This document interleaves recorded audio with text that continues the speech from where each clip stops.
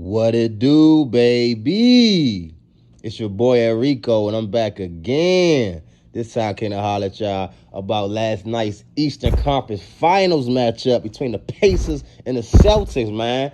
Hey, Indiana, y'all gave that one up, man. Y'all gave that one up. Y'all had that game right in y'all hands, and y'all let it slip right between y'all fingertips. Y'all had the series in a vice grip. Y'all had them in a chokehold. Y'all had them right there, dead to right, and y'all let them go. Y'all let them off the hook, man. Y'all don't got nobody to blame but y'all damn selves. You hear me? That game is on y'all, not the refs, not on nothing else, Grady. That's on the Indiana Pacers as an organization, as a team, from the top to the bottom. The coaches let you down. The players let you down. Y'all was up in the final seconds, final minute of the game. You had the game under control, and y'all just made a couple critical, pivotal mistakes that cost y'all the game. And to be honest, pretty much cost y'all the series. I'm just going to say that right now. That was y'all chance to really get ahead of the curve. That was y'all chance to really punch them while they wasn't looking, to knock them down while they was off guard. Now you got these boys full of tension. They're not going to be sleeping on y'all no more. They're not going to give y'all that type of energy no more. Y'all fucked up, Indy. Y'all had them boys. Y'all could have took game one. It reminded me of the feeling like I had when I seen that Cleveland series against the Golden State, the final series, the second one, when J.R. Smith did that dumbass shit. Y'all remember that? Like, immediately, we all knew, like, wow, they actually could beat them. And once they didn't win in regulation, and once they went to overtime, and LeBron, put his head down and packed it in and all that shit, and once they got, they got roughed off in overtime and they lost that game, we all knew, and LeBron and them knew, that was our chance. We fucked up. We all knew it. They ain't win another game after that series. Oh, I think they won. Did they win one game? No, I think they got swept. Yeah, they got swept that year. They ain't win one game, y'all. And they had it. We all knew that was their chance. That's how I felt last night watching the Pacers, y'all. That was their chance. They would have beat Boston game one. It's like y'all already took home court. Y'all already took the momentum. Like, no matter what they do, they'd have had to like completely and utterly, flip the whole script up, the whole vibe of the series up to beat y'all comfortably. No matter what would have happened, it wouldn't have been comfortable for the Celtics the rest of the series. And that was your opportunity, and then y'all fucked up. Indiana lost last night 133 to 128 in overtime at Boston, TD Garden, against the Boston Celtics in game one of the Eastern Conference Finals, y'all. Indy played very well. They played very well. They had 7 players in double figures, which is crazy. All 5 starters in double figures, led by Tyrese Halliburton. He had 25. Siakam had 24. Evan Turner, said that crazy shit about Jokic. Got me thinking about his ass. But, pause. But, Miles Turner had 23. So 25, 24, and 23 from your big three, if you Indy. Every other starter, the other 2 starters also contributed with double figures. Neesmith with 14, Nembhard with 12. And Nembhard hit some huge jumpers at the end of the game. Nembhard played a hell of a game. He had some huge shots at the end of the game. He had 12. And then off the bench, you had McConnell with 13 and Obi Toppin with 15. Man, Obi Toppin, he be starting these series with his hair on fire. These playoff series, them first 2 games, Obi Toppin be on fire. I don't know what it is, but he be starting these playoff games hot. I mean, these playoff series hot, man. But it's no way y'all think y'all going to have 7 players in double figures, Indy. 3 players score 20-plus points. Y'all up in the closing seconds, the closing minute, y'all up double multiple possessions, and y'all lose the game? It's inexcusable. Tyrese Halliburton, you just lost the ball. And it's crazy because my boy Juju, he a Kings fan. Shout out Juju. Juju, I asked him, what you think. Like, I think a couple months ago, I asked him about the Halliburton, Fox situation. And he was like, Halliburton is looking impressive, but I think we made the right move. And I was watching shit. I was watching the game, and I was watching these games recently, and I was like, man, I don't know, man. Maybe, the Kings might have fucked up and traded the wrong guard. But after watching Tyrese at the end of the game last night, that let me know why they traded him and why they kept Fox and why they made the right decision. He's not thorough. He hasn't proven to be thorough on that level. And last night was so bad. Like, he just fumbled and coughed the ball up like 2 times. At least the one time, okay, Drew Holiday was on him. I get it. Drew Holiday, all NBA defender, been an all NBA defender for a decade. We understand who Drew Holiday is. We get it. But with that one when Holiday was pressing him up, he didn't even like pluck him. He didn't even like knock the ball out of his hand or nothing. He just lost it all on his own. I mean, he was putting pressure on him, but he just lost it. You're a professional upper echelon, supposedly point guard. You're not supposed to lose the ball in that situation. Okay. We can live with that one. The next one, he just was dribbling up the court. I think actually that one happened before the Holiday one. But whatever order it happened in, the one when he was just dribbling up the court, he just lost it. When Neesmith tried to save it, but Neesmith went out of bounds. What the fuck was that? What was that, Halliburton? What the hell was that? Like, for real, what was that? Like, this is some crazy shit. Like, I don't remember seeing shit like this, like, too often. You feel me? And I'm disappointed, man. I'm very, very disappointed. Like, Halliburton, you just showed me why the Kings wanted Fox, because he's a dog. He's going to level the playing field with his energy and his force. You feel me? He's going to walk into Madison Square Garden. He's not going to give you them dud performances. He's going to walk into Boston. You give him that opportunity to close the game. He's going to close that damn game. He's not going to lose the ball dribbling up the goddamn court. Now, Halliburton, he's still young. I'm not writing him off. I'm not saying this is who he is. I'm not saying he can't bounce back from this. I'm not saying none of that. Halliburton is a very talented young player. He has a lot of promise. He still can be a superstar. I'm not writing him off. But that's the difference between a star and a superstar. That's the difference between De'Aaron Fox and Tyrese Halliburton. And I love Halliburton. But Fox would have got them home last night. So the blame is primarily on you, Tyrese Halliburton, because you're the man, you're the star, the team goes how you go, and you had the opportunity just to be solid with the basketball, just be strong with the basketball. All you have to do is be strong, protect the basketball, and you pretty much would have been playing a foul shot game from that point on. From that first time he turned it over. If he never turned it over that time, they just be strong with it. No, don't turn it over. Milk the clock. They have to start fouling. It's going to be a free throw game.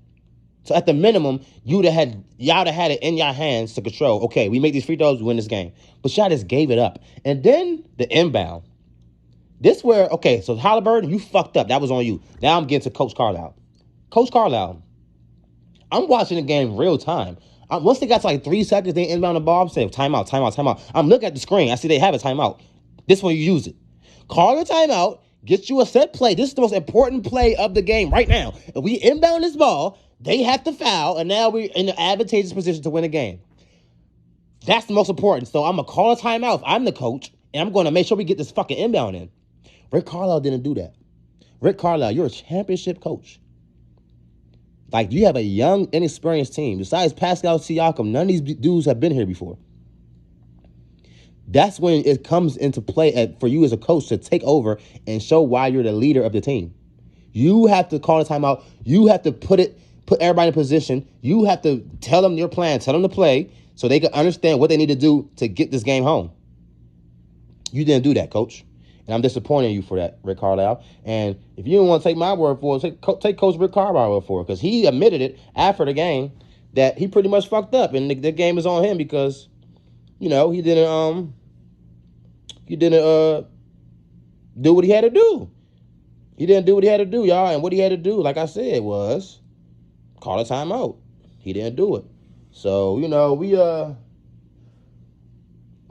gonna hear from Coach Rick Carlisle, because I want to wish y'all to hear from his mouth. This is what he said after the game. This is Coach Rick Carlisle, the Indiana Pacers, after the game last night. Well, I love the way our guys fought in this game.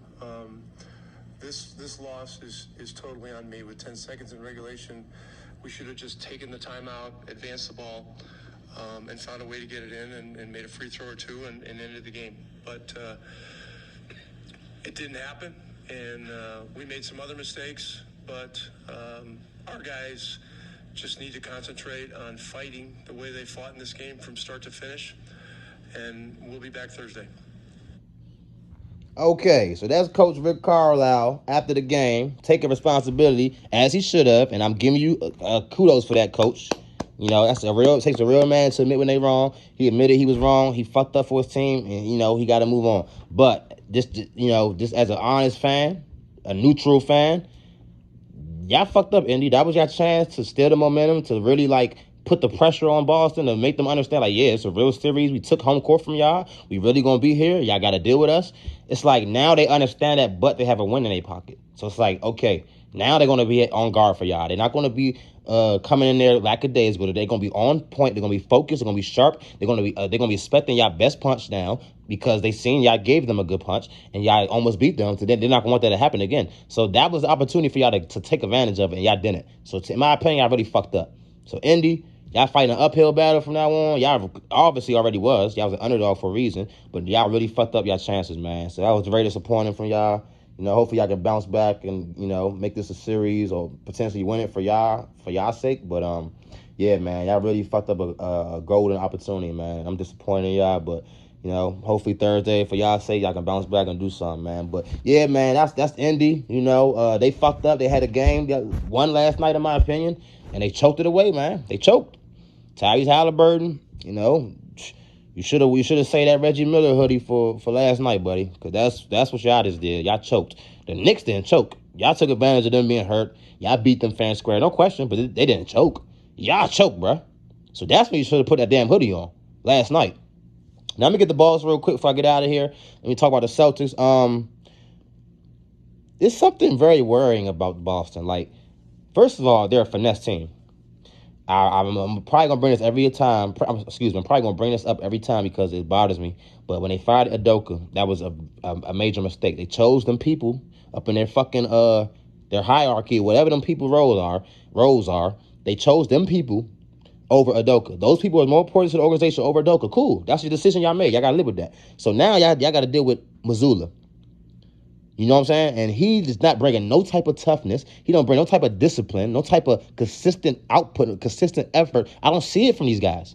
And that's the coach's job, to hold people responsible. He's not holding these dudes responsible. They respect them to a certain level, but you can see, they respect the / fear Udoka. They really, not feared him in that way, but y'all know what I mean.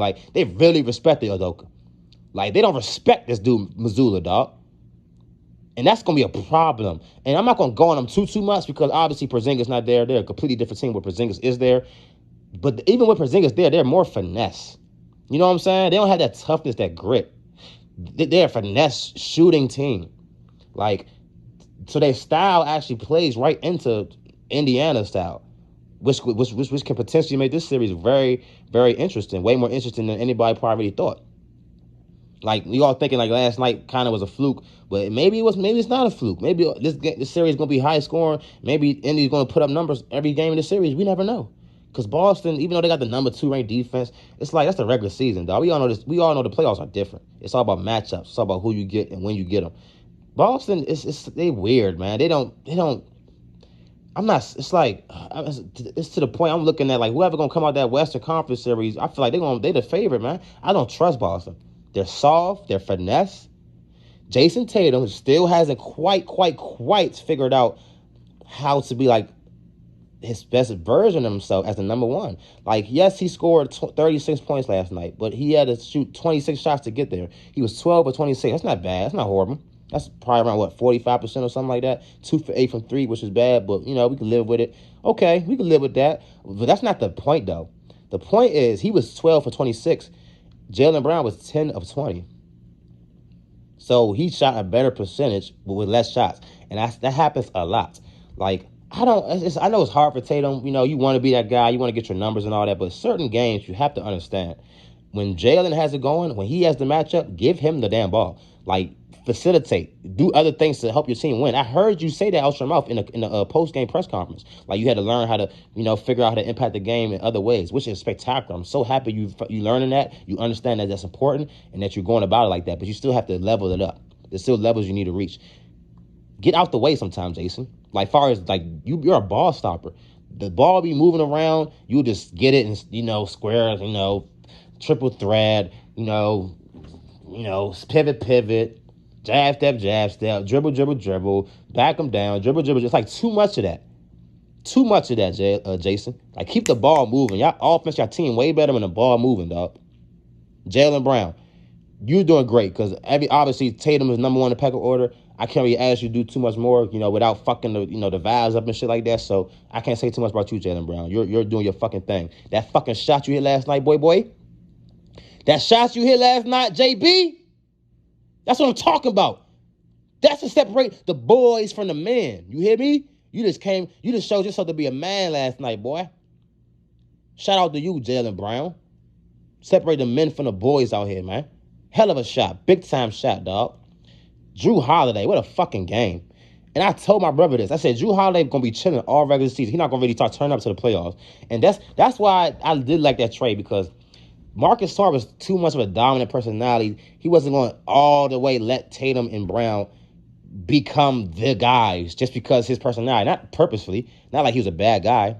Marcus Smart is a hell of a teammate. But his personality is so strong that I was worried that Jalen and Jason could never really take control of the team. Drew Holiday is the opposite personality. He's not going to dominate, the team with his personality, but his impact on the court. This is where he's making his name. This is where he's about to show all the Celtics fans why they traded for me. All season, they might have been questioning, like, man, he's not really doing too much, blah, blah, blah. Man, Drew Holiday don't care about no fucking regular season. He's a postseason player. And you see what he did last night. 28 points, which was second on their team behind Tatum's 36, and 2 ahead of Brown's 26. 8 assists, 3 steals, and 7 rebounds. He was 4 of 8 from downtown. Drew Holiday. And we already know he's playing elite defense consistently. This is where Drew Holiday makes his money, dog. Shout out Drew Holiday. This is why he's one of the most underrated players in NBA history. He's a great player, man. He's a winning player. Fuck all the numbers and all that shit. Winning. As far as helping your team win, he's a top-of-the-line guy. Drew Holiday. Shout out to you, dog. And yeah, man, that's pretty much it. They shaky. Missoula and them shaky, man. I don't trust them. They bench is suspect. They only bringing 3 off the bench right now, which is Hauser, Cornette, and Pritchard. Obviously, when Porzingis is back, Horford goes to the bench role, which is very, very pivotal for them. But, man, against them Western teams, man, I don't know if they got enough bricks in their pocket. I don't know if they got enough heart, man. And Halliburton, speaking of bricks in your pocket, how many times you going to let Drew Holiday just back your ass down and you have no resistance? That's what I'm saying. You have to have some type of force. Like, your energy got to be a certain level, Halliburton. Like, your team responds to that shit, bro. Trust me. You can't be letting niggas back you up under the paint getting buckets easily on you. That shit does something to your team, dog. You feel me? But, yeah, man, that was a great game 1, though. Hell of a game. This series looked like it's going to be a very entertaining one. More entertaining than I probably thought it would be. I kind of fell into the trap thinking the Boston was going to wash these boys easily. I don't think that's going to happen, especially when they go to Indiana. I think Indiana definitely going to get at least one of those games. They're going to try to make this a series, man. But Indiana, y'all let one go, man. Y'all had game 1 and y'all grasped and y'all let it go right through your fingertips. And y'all got nobody to blame but Halliburton, Rick Carlisle, and the rest of you boys.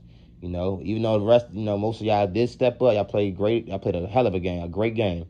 But y'all got to do the necessary shit to close the game, to win the game. And y'all are a young team, and y'all will learn from this. I seen Halliburton post-game press conference. He was sick. I'm talking about his face looked like, man, I don't think I ever seen Halliburton look like that. His face was looking crazy. I'm talking about, like, man, he was sick. But look, man, after some shit like that, I would have been the same way, bruh. So, if he got any type of dog in him, he definitely going to bring it out for game 2 to try to make up for that shit he did. And make it up for his team in the city, man. So, Indiana, shout out. Indianapolis, shout out. The Pacers, shout out. Y'all definitely gave us a hell of a game. Gave us a way better game than I thought. Boston, y'all better tighten up, man. Because the Pacers not playing with y'all, dog. If y'all don't do what y'all got to do, them boys going to take y'all out, man. So, y'all got to do what y'all got to do, man. So, shout out Boston Celtics. Shout out Indiana Pacers, man. Looking forward to a great series. We're going to see how this thing turn out. You're definitely going to be paying attention. I'm going to be bringing y'all some more videos on this series and the other Western Conference series as well as the other sports topics I like to talk about. Check out my Usyk Fury video over this weekend if y'all ain't checked that one out. And, I'm going to bring y'all some more videos soon. So I appreciate y'all for tapping in with your boy Enrico. How to bring y'all another one, man. Like, comment, subscribe. Definitely comment. I love the feedback in the comment section. Subscribe if you like my content. Help me build my page up. I appreciate y'all out there. It's your boy Enrico. Make it y'all best time till next time. Peace.